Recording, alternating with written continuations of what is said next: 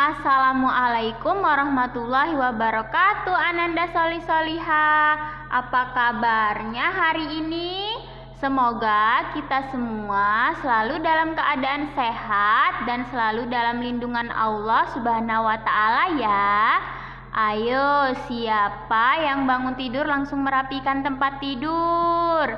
Pastikan Ananda Solih-Soliha sudah merapikan tempat tidur, sudah mandi, sarapan, sholat duha, dan murojaah. Oke, kalau sudah dikerjakan semua, sebelum kita memulai pelajaran, kita berdoa terlebih dahulu ya. Ayo, angkat tangannya. Berdoa dimulai. Bismillahirrahmanirrahim. Raditu billahi rabba wa bil islami dina wa bi Muhammadin nabiyyan wa rasula. Rabbi zidni ilma warzuqni fahma. Amin. Ananda Solih dan Soliha, pada hari ini kita akan belajar tematik tema 4 muatan pelajaran IPA dengan KD 3.8. Setelah menonton video ini, Ibu Guru harapkan Ananda Solih dan Soliha mampu menjelaskan pentingnya upaya keseimbangan dan pelestarian sumber daya alam di lingkungan. Adapun materi yang akan kita pelajari pada kali ini yaitu yang pertama, dampak pemanfaatan sumber daya alam yang tidak terkendali. Yang kedua, upaya menjaga kelestarian sumber daya alam. Yang ketiga, pemanfaatan barang bekas sebagai usaha pelestarian sumber daya alam. Oke, kita masuk ke materi yang pertama, dampak pemanfaatan sumber daya alam yang tidak terkendali. Ananda Solih-Soliha, masih ingat kan apa itu sumber daya alam? Sumber daya alam adalah segala sesuatu yang berasal dari alam yang dapat digunakan untuk memenuhi kebutuhan hidup manusia. Lalu apa aja sih contoh dari sumber daya alam? Pintar sekali, iya bagus. Ada hewan, tumbuh-tumbuhan, air, udara, tanah, dan masih banyak lagi. Ananda Solih-Soliha, manusia terus menggunakan sumber daya alam untuk memenuhi kehidupannya. Nah, hal ini mengakibatkan sumber daya alam semakin menipis. Nah, kalau sumber daya alam semakin berkurang, bisa mengakibatkan kerusakan lingkungan loh. Ibu beri contoh ya. Nah, contohnya nih, kalian bisa buka halaman 82. Nah, di situ ada gambar pembuatan kursi dan meja dari kayu. Nah, kayu berasal dari mana sih Solih-Soliha? Benar sekali, kayu berasal dari tumbuhan kan Solih-Soliha. Nah, maka dari itu, untuk membuat kursi, meja, lemari, dan alat-alat yang terbuat dari kayu lainnya yang digunakan oleh manusia adalah dengan cara menebang pohon yang ada di hutan. Nah, jika hutan terus-menerus ditebangi untuk diambil kayunya, apa yang akan terjadi? Iya, hutan akan gundul. Nah, sekarang ini sudah banyak sekali hutan yang gundul karena penebangan liar. Ananda Solih-Soliha bisa buka halaman 83 ya. Nah, dilihat di situ ada gambar peta Kalimantan. Kalimantan adalah pulau yang paling banyak terdapat hutan. Nah, Pulau Kalimantan sekarang ini hutannya sudah berkurang sangat berkurang. Nah, kalian bisa lihat ya petanya. Di situ dari tahun ke tahun, hutan Kalimantan pohonnya terus disebangi secara liar dan tidak ditanam kembali. Selain penebangan liar, bahkan manusia juga kerap membakar hutan untuk dijadikan sebagai lahan perindustrian atau lahan usaha mereka. Manusia membuka lahan hutan dengan cara membakarnya. Tindakan ini dapat menyebabkan kebakaran hutan. Kebakaran hutan dapat menyebabkan tanah hutan menjadi tandus. Kebakaran hutan ini sangat merusak lingkungan. Polusi udara yang disebabkan oleh asapnya dan juga tanah yang menjadi tandus dan kehilangan kesuburannya. Ananda Sholih Sholihah, tindakan ini adalah tindakan yang sangat tidak bertanggung jawab dalam pemanfaatan sumber daya alam. Nah, jika hutan sudah dibakar seperti ini, apa yang terjadi dengan hewan-hewan yang hidup di dalam hutan? Ya, mereka semua kabur, lari, dan kehilangan rumahnya. Bahkan ada yang ikut mati terbakar. Kasihan kan Sholih Sholihah? Hal ini menyebabkan hewan menjadi punah dan menjadi langka. Nah, sekarang sudah banyak sekali hewan yang punah dan langka karena ulah manusia. Contohnya seperti perburuan liar dan pembakaran hutan ini, Sholih Sholihah. Selain hutan, sumber daya alam lain yang sering dimanfaatkan oleh manusia dengan tidak bertanggung jawab adalah sungai. Sungai dijadikan tempat sampah untuk membuang sampah-sampah rumah tangga yang dihasilkan oleh manusia.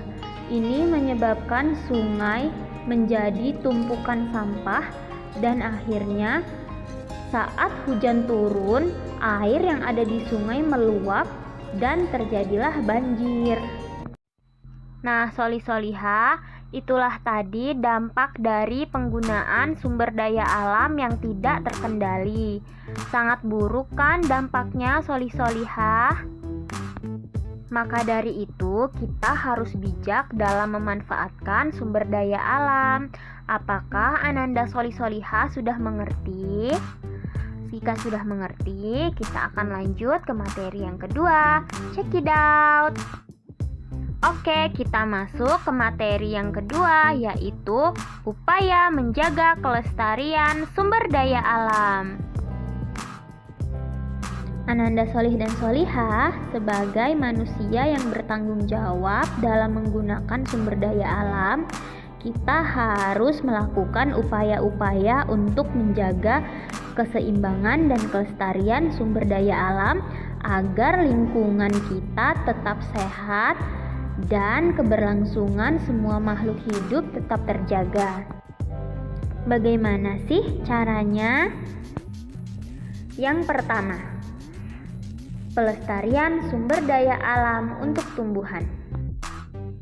Ananda Sholih Sholihah, untuk mengurangi terjadinya kegundulan hutan, maka kita dapat melakukan reboisasi. Apa sih itu reboisasi? Reboisasi adalah penanaman hutan kembali, yaitu kita menanam satu pohon untuk satu pohon yang ditebang.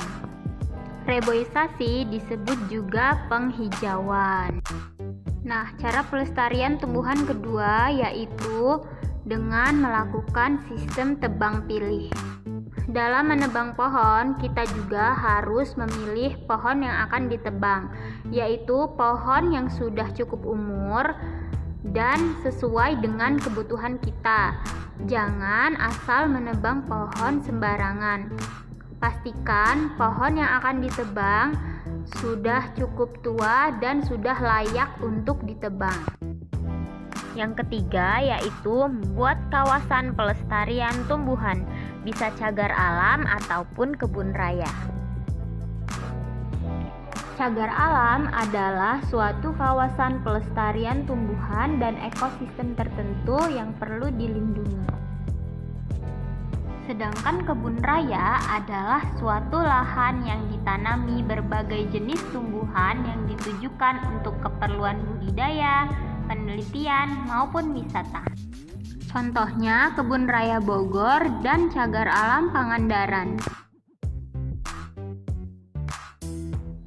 Selanjutnya yaitu pelestarian sumber daya alam sungai. Ananda Sholih Sholihah, sungai adalah sumber daya alam yang harus kita jaga kelestariannya. Nah, bagaimana sih cara untuk menjaga kelestarian sungai?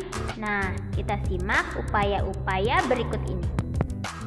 Upaya yang pertama yaitu tidak membuang sampah atau limbah ke sungai. Upaya yang kedua yaitu tidak mengeruk pasir secara berlebihan di sungai.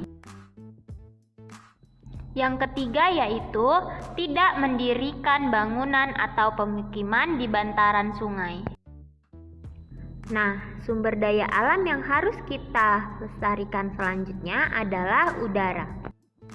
Udara adalah salah satu sumber daya alam yang harus kita jaga kelestariannya agar kita dan makhluk hidup lainnya bisa terus menghirup udara yang bersih dan sehat. Upaya yang bisa kita lakukan untuk menjaga kelestarian udara yang pertama adalah mengurangi penggunaan kendaraan bermotor untuk mencegah polusi udara. Yang kedua yaitu mengurangi dan menghindari penggunaan gas-gas kimia. Yang ketiga yaitu membangun cerobong asap yang cukup tinggi. Sumber daya alam selanjutnya yang harus kita jaga adalah tanah. Berikut ini adalah upaya-upaya yang dapat kita lakukan untuk menjaga kelestarian tanah. Yang pertama, mengurangi penggunaan pupuk kimia. Yang kedua, menggunakan alat-alat bajak tradisional ataupun cangkul untuk menjaga tanah agar tetap gembur. Yang ketiga, membuat sengkedan atau terasiring pada lahan yang miring untuk mencegah terjadinya erosi. Sengkedan adalah tanah atau lahan yang miring dan dibuat bertingkat-tingkat. Biasanya banyak dijumpai di daerah lereng pegunungan. Tujuan dibuatnya sengkedan yaitu untuk mencegah erosi dan memperbesar peluang penyerapan air pada tanah. Ananda Sholih dan Sholihah, itulah tadi beberapa contoh dari upaya-upaya pelestarian sumber daya alam. Semoga kita semua bisa selalu menjaga kelestarian sumber daya alam dan lingkungan ya, Sholih Sholihah.